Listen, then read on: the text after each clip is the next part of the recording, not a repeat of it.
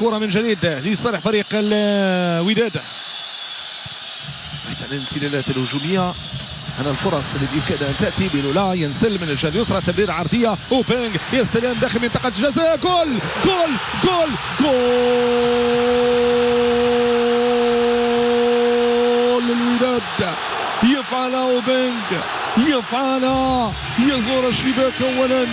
الوداد متقدم على حساب فريق الجيش الملكي في عملية هجومية لعبت بشكل ممتاز داخل منطقة الجزاء. الجيش الملكي لم يقوى على تأمين المنطقة الدفاعية، لم يتمكن من إبعاد هذه الكرة، من إبعاد هذه الخطورة، ويتمكن أوبينغ من إفراح هذه الجماهير، إفراح هذه الجماهير التي تراقب والتي تتابع والتي ترى العملية الهجومية التي لعبت بشكل ممتاز.